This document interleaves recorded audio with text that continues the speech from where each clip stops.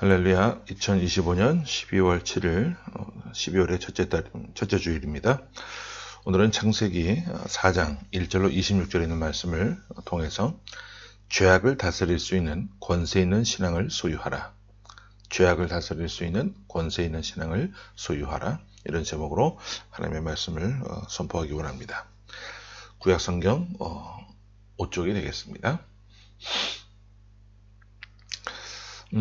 성경은요, 단순히 과거의 어떤 사건들, 역사들을 기록한 책이 아니라 지금 우리의 삶을, 또 마음을, 현실을 비춰주는 거울과도 같은 말씀입니다.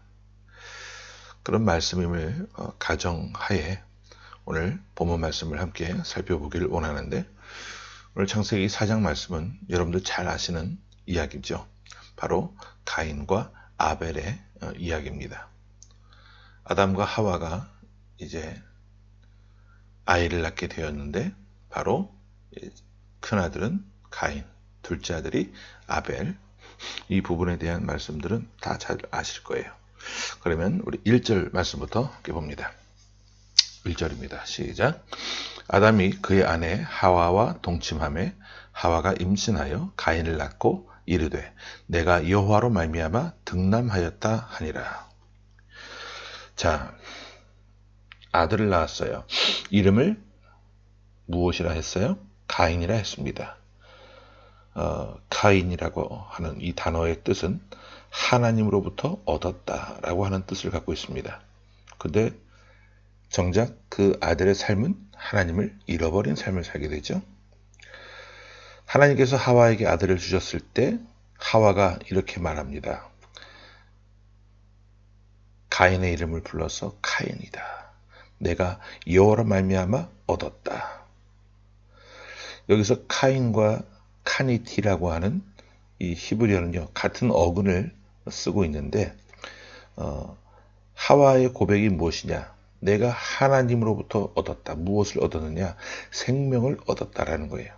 그런데 문제는 여기서부터 시작이 됩니다. 가인의 삶은 하나님으로부터 얻은 생명을 자기 것으로 여기며 살아갔어요. 하나님이 주신 것을 온전히 자신의 능력으로, 자기의 소유로, 자기의 자존심으로 여겼던 것이죠. 여러분, 신앙이 언제 무너지느냐 하면요, 하나님께 받은 은혜를 내 실력으로 착각하는 그 순간부터 무너지게 됩니다. 바로 가인은 그 길을 걷기 시작한 첫 사람이 되어버리고 말죠. 그 다음 2절 말씀을 보겠습니다. 자, 시작. 그가 또 가인의 아우 아벨을 낳았는데 아벨은 양치는 자였고 가인은 농사하는 자였더라. 자, 아벨. 히브리어는 하벨이라는 음력을 쓰는데 뜻이 뭐냐 하면 허무하다는 뜻입니다. 허무하다. 근데 정작 이 아벨의 삶은 늘 허무한 것이 아니라 하나님을 향한 마음을 갖고 있었던 삶이었던 것을 보게 됐죠. 이 동생의 이름이 아벨인데 이 단어는요, 우리가 익히 잘 알고 있는 전도서 말씀, 헛되고 헛되니 헛되고 헛되도다. 전도서 전체에서 반복되어서 사용되어지는 그 단어입니다. 똑같은 단어예요. 허무, 안개, 숨결, 잠시 있다 사라지는 이런 모든 것들을 뜻하는 뜻인데, 하지만 아벨의 삶은 이름과는 달랐어요. 이름은 약하고 짧고 정말 보잘것없고 허무한 모습이지만 그 약한 마음을 하나님 앞에 온전히 드리죠. 아벨이 하나님 앞에 제사를 드릴 때 첫 것과 기름을 드렸다라고 이야기합니다. 성경은요, 강조하기를 그의 양의 첫 열매로부터라는 말씀을 강조합니다. 첫 것은 히브리어로 베코르라고 하는 단어를 쓰는데 가장 귀한 것, 처음 결실, 기대되는 미래, 이런 뜻을 갖고 있습니다. 즉 아벨은 미래를 하나님 앞에 맡겼던 것이죠. 그래서 신앙이라고 하는 것은 내가 가진 것 중에 남는 것을 하나님 앞에 드리는 것이 아니라 내가 의지하고 싶은 첫 것을 하나님께 맡기는 겁니다. 한국에 있을 때 이제 사역지를 옮겨 다니게 되면 부임한 교회에서 첫 달 사례비를 받게 됩니다. 많건 적던 간에 첫 달 사례비를 받으면 제 아내는 항상 그것을 온전히 하나님 앞에 예물로 드렸어요. 뭘 먹고 사느냐 그렇게 또 질문하실 분들이 계시길 터인데, 근데 하나님이 또 하나님 앞에 모든 것을 드리니 믿음으로 그것도 어떤 조건 없이 또 먹이시고 입히시는 것을 또 체험하게 되었어요. 여러분들도 그렇게 하라는 말씀은 아닙니다. 하지만 여러분들이 삶 가운데 하나님이 주신 그 귀한 열매들을 감사함으로 하나님 앞에 드리기를 원하신다면 믿음으로 드릴 수 있는 삶을 사실 수 있기를 바랍니다.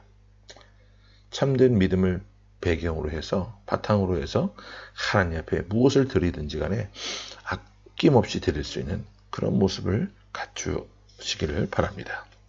이어서 3절과 4절을 봅니다. 시작. 세월이 지난 후에 가인은 땅의 소산으로 제물을 삼아 여호와께 드렸고 아벨은 자기도 양의 첫 새끼와 그 기름으로 드렸더니 여호와께서 아벨과 그의 제물은 받으셨으나. 자, 어느 정도 이제 세월이 흘러서 이들이 이제 각자 자기의 일을 할 수 있는 나이가 되었어요. 그래서 가인은 농사를 지어서 땅의 소산을 통해 여호와께 드리고 아벨은 양을 키우면서 그 양의 첫 번째 새끼와 기름으로 하나님께 드렸다고 합니다. 자, 하나님이 받으셨다. 바아이샤라고 하는 단어를 쓰는데 여호와께서 아벨과 그의 제물을 받으셨다고 이야기합니다. 이 표현이 상당히 중요해요. 바아이샤라고 하는 이 단어는 괜찮은데 뭐 이런 의미가 아니라 고개를 들어서 바라보셨다. 얼굴을 향하셨다. 눈길을 주셨다. 라고 하는 뜻을 갖고 있는 단어입니다. 즉 하나님은 그들이 하나님 앞에 드린 제물에 그 제물만 보셨던 것이 아니라 사람과 함께 그들의 마음과 함께 제물을 보셨다 그 말이에요. 자, 아벨이 그의 제물을 하나님께 드렸어요. 가인도 제물, 땅의 소산을 통해 하나님 앞에 드렸어요. 외형상 똑같습니다. 뭐가 다릅니까? 같죠. 그런데 중심이 전혀 달라요. 자, 5절 말씀 봅니다. 시작. 가인과 그의 제물은 받지 아니하신지라 가인이 몹시 분하여 안색이 변하니.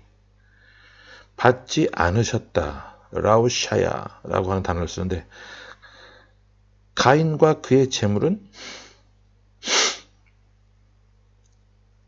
돌아보지 않으셨다. 눈길조차 주시지 않았다. 시선을 주지 않으셨다. 응답하지 않으셨다라고 하는 그런 말씀이에요. 하나님은 가인을 미워하신 것이 아니라 가인의 마음이 온전히 하나님을 향하지 않았었기 때문에 응답하지 않으셨던 것이죠.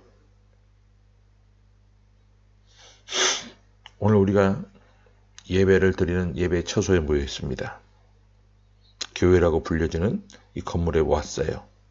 그런데 교회에 왔다라고 하는 그 사실도 중요하겠지만 교회에 와서 그 중심을, 그 마음을 어디에 두고 예배하는지 하나님은 그 중심 또한 보신다는 거예요.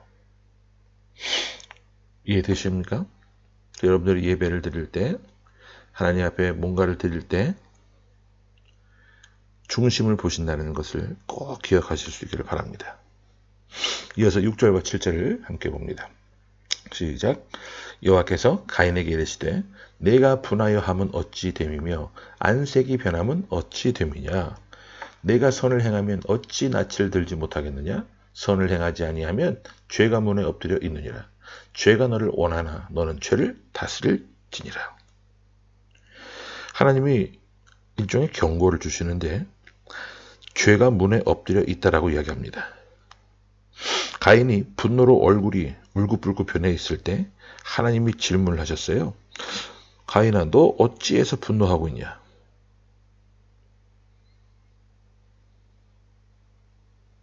히브리어로 파나임 나플로라고 하는 단어로 쓰여 있는데 이 말은 얼굴이 떨어졌다라는 뜻입니다. 즉 마음이 무너졌다라고 하는 뜻이에요. 그리고 하나님은 결정적인 말씀을 주십니다. 죄가 문에 엎드려 있다. 하타트, 죄라고 하는 것이 문 앞에 엎드려 있다. 여기서 죄를요, 마치 짐승처럼 묘사를 하고 있는데 문 앞에 웅크린 맹수가 기회를 노리고 있는 모습으로 표현하고 있어요. 여러분, 죄라고 하는 것이 언제 우리 믿는 사람들을 삼키느냐 하면 어떤 비교감에, 어떤 열등감에, 어떤 분노에, 또 인정받기 원하는 욕구가 강하게 마음속에 자리 잡을 때 죄가 우리를 사로잡기가 쉽게 됩니다. 그리고 하나님 말씀하시기를 그 죄는 너를 원한다. 하지만 너는 그 죄를 다스려라 라고 말씀해요.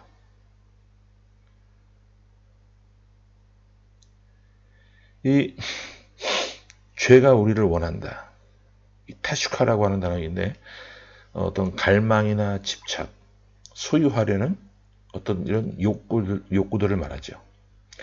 죄의 특성이 뭐냐? 죄는 소유하려고 합니다. 우리를. 그러나 하나님은 말씀하세요. 너는 그 죄를 다스릴지어다. 신앙의 핵심은 뭐냐? 우리가 죄와 싸울 힘을 하나님 안에서 갖게 되는 거예요. 죄가 우리를 지배하는 것이 아니라 우리가 죄를 지배하는 그런 모습이 바로 능력 있는 신앙인의 모습임을 꼭 기억하실 수 있기를 바랍니다. 이어서 8절부터 10절까지를 연이어서 봅니다. 시작. 가인이 그의 아우 아벨에게 말하고 그들이 들에 있을 때에 가인이 그의 아우 아벨을 쳐 죽이니라. 여호와께서 가인에게 이르시되 내 아우 아벨이 어디 있느냐? 그가 이르되 내가 알지 못하나이다. 내가 내 아우를 지키는 자니이까?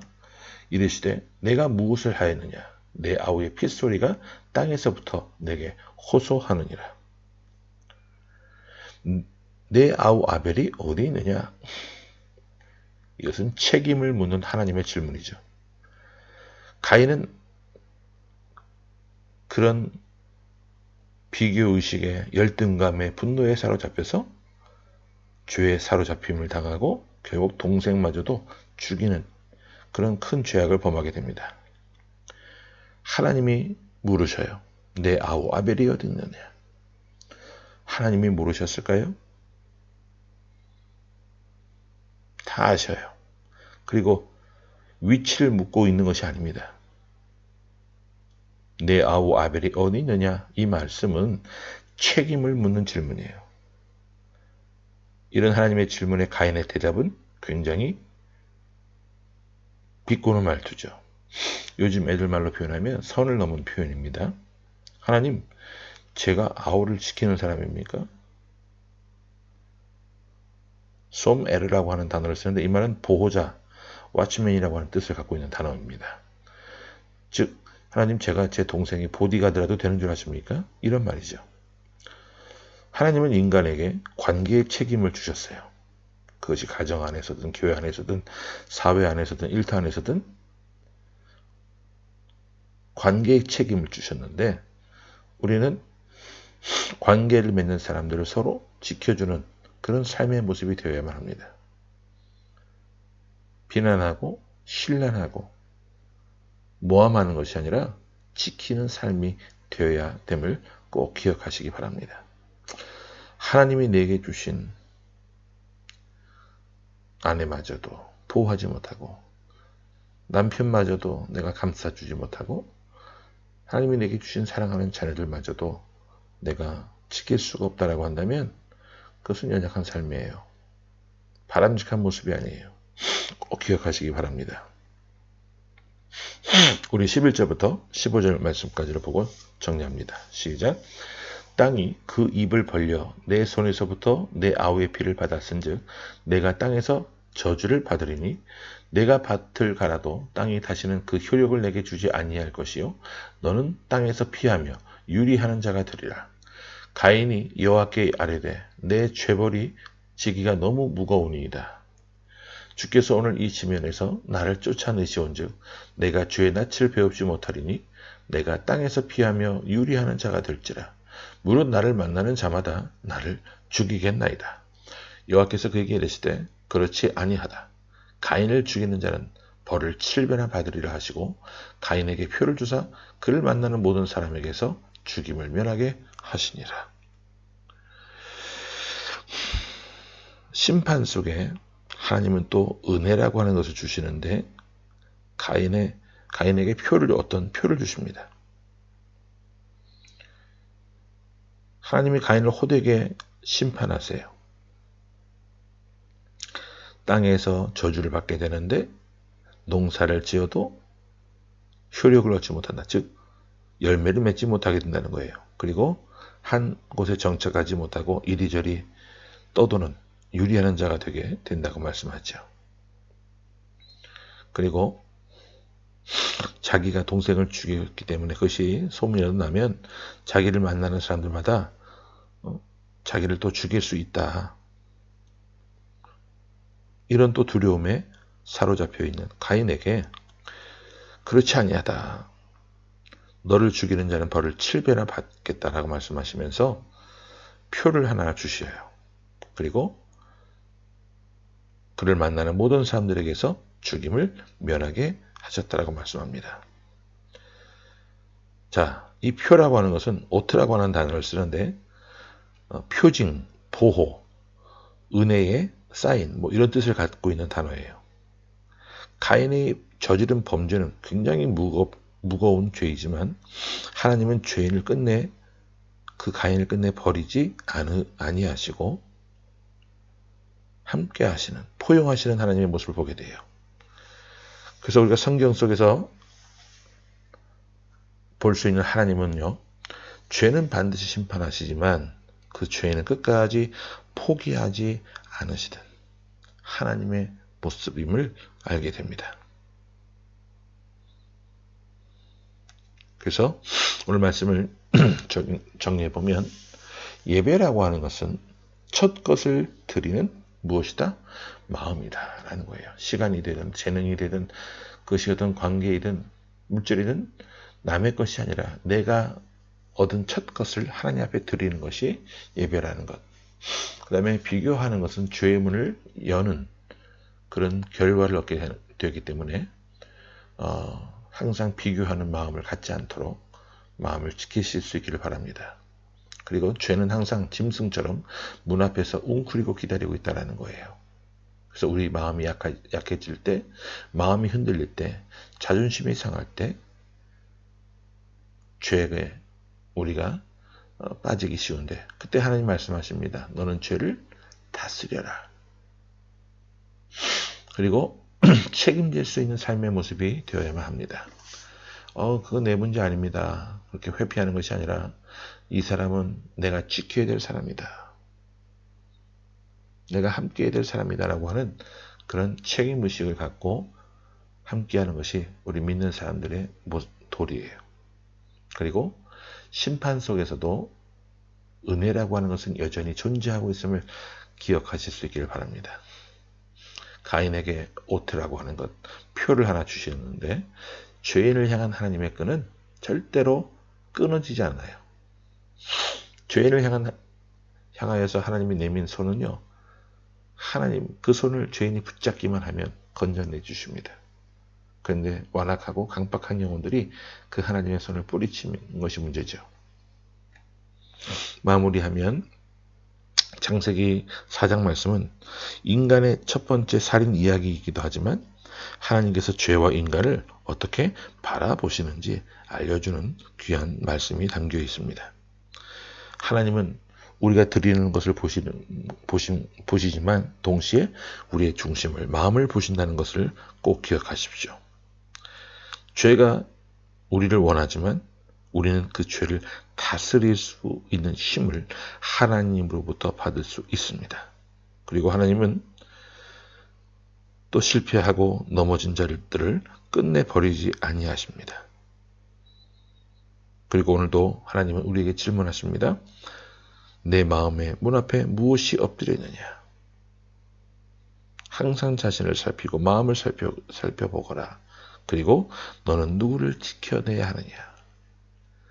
자신의 마음을 지켜냈으면 이후에 하나님이 내게 주신 귀한 사람들을 지켜낼 수 있는, 세상의 유혹과 죄악의 물결로부터 건져낼 수 있는, 믿음의 정도를 걸어나갈 수 있도록 안내할 수 있는, 가이드할 수 있는 그런 복된 삶을 살아내는 저와 여러분의 모습이 될 수 있기를 간절히 주의 이름으로 축원합니다.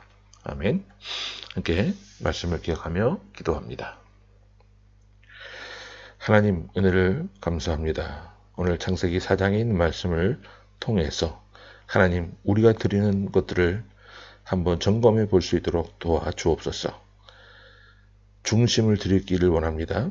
겉만 화려한 것이 아니라 하나님 앞에 드리는 모든 것들을 드릴 때 우리의 중심 또한, 마음 또한 향하는 그런 모습으로 드리게 하여 주옵소서.